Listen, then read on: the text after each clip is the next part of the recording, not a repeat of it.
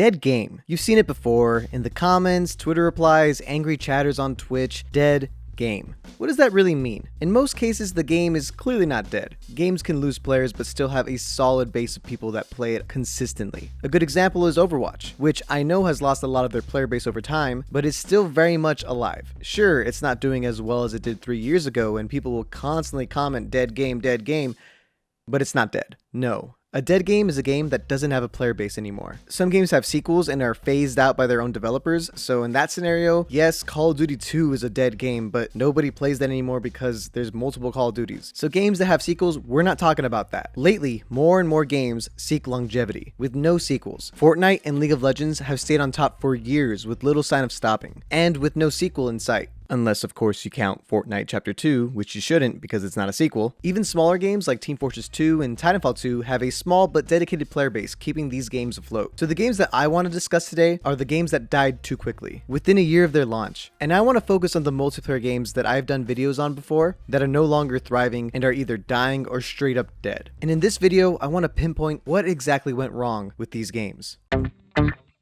Realm Royale did very well for a while upon its initial release, being one of the only other battle royales to rival Fortnite, even gaining widespread acclaim from many streamers, like Ninja. However, over time, the game couldn't hold their player base, and there's a couple reasons for this. The developers released a lot of bad changes that took away a lot of what made this game unique to Fortnite, like crafting. They have since brought most of these things back, but it was a bit too late, as most of the dedicated streamers had left by then, and its player base has disappeared ever since. Don't get me wrong, you can still find a game with mostly bots and some players, but overall, it's not looking too good for Realm Royale. Hi-Rez has since moved on and is working on Rogue Company, a game that is a little bit too new for me to say if it's dying or even dead at this point, but hopefully Hi-Rez can learn from Realm Royale's mistakes and make a much better game. But things aren't really looking too good for Rogue Company either, let's be real.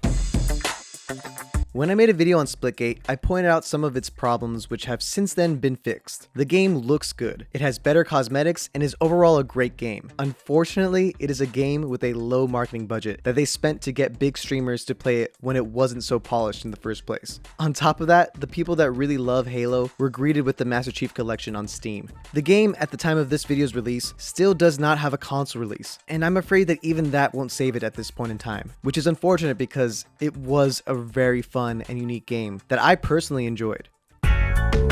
This game is basically gone now. Everything that I said in my video knockoff Super Smash Bros. Is still completely true. But apparently, new developers are working on a new game with a lot of drastic improvements, with the same engine. So they took all the assets, all the characters, all the graphics, and they made a brand new game that feels way better, has all the characters already unlocked for free, so there's no paywall, and it's just a better game. Maybe I'll give it a shot in the future, but for now, know that people can learn from their mistakes and improve upon them, which is what I hope developers that are watching this, if there are any developers watching, can get from this video. I'm sorry, but you were up against Pokemon, man. If you succeeded, we'd be surprised. I'm so glad you tried, Temtem. I'm glad you tried. It just wasn't gonna happen. But that's not the only reason it didn't succeed. The game also wasn't too unique from Pokemon enough. And I do believe that the designs of the Temtems weren't strong enough for people to get attached to any individual Temtem, the same way that people are attached to Pikachu and Charizard. They're just not that iconic looking at all. My hope is that Game Freak at least learned a little bit and maybe can steal a couple good ideas from Temtem and put them in future Pokemon games, but I doubt it. Man, oh man, I loved this game. It came out so hard too, guns a-blazing, and as soon as it came, it went.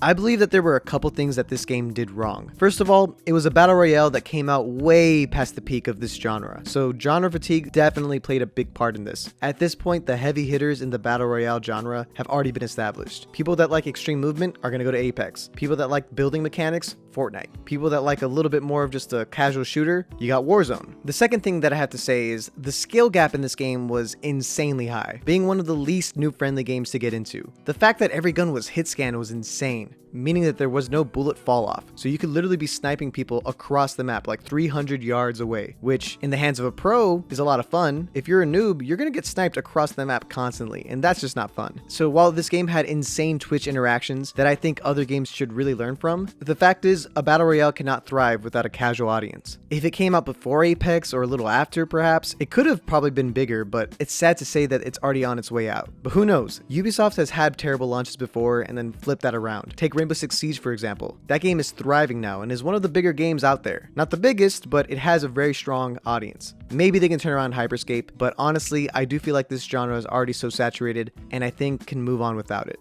So I'm going to answer a more general question of why do games die? I believe that a lot of game companies are releasing games too soon. What do I mean by that? They're releasing things pre-alpha, alpha, beta, so they're not fully complete, fleshed out games. And during this time, they spend a lot, if not most, of their marketing budget on big streamers and big commercials promoting a not complete game. So all these big streamers come in, they play the game, and they don't come back to it. When in reality, in a couple months, the game is polished and so much better. So why not pay the streamers to play your game when it's complete? This is something that's happening more and more these days. And obviously it worked really well with the release of Valorant and the release of Apex Legends when it first came out. But the reason why those games worked so well was because those games were fully realized games. For the most part. The second big reason that I deduced has to be genre fatigue. A lot of the time, game companies come in a little bit too late to the hype of a specific genre, and that lack of momentum can be devastating towards a new game, because it leaves a lot of players wondering why. Why should I play this game over this game? Which brings me to my final point, the competition. These days, there's just more and more and more games coming out. So the reality is not every single one of these multiplayer games is going to sustain a player base. They just can't. People are going to gravitate towards games that their friends are playing, and most people are going to play games with the higher player base. And with the competition being so tough, you have to bring your A game. You can't expect to be the Apex killer or the Fortnite killer or the Smash Bros killer if your game doesn't even compare.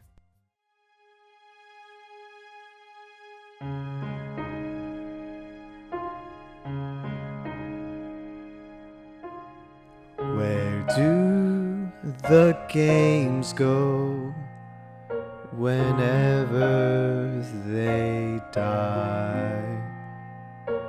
Do they go somewhere up there in the sky?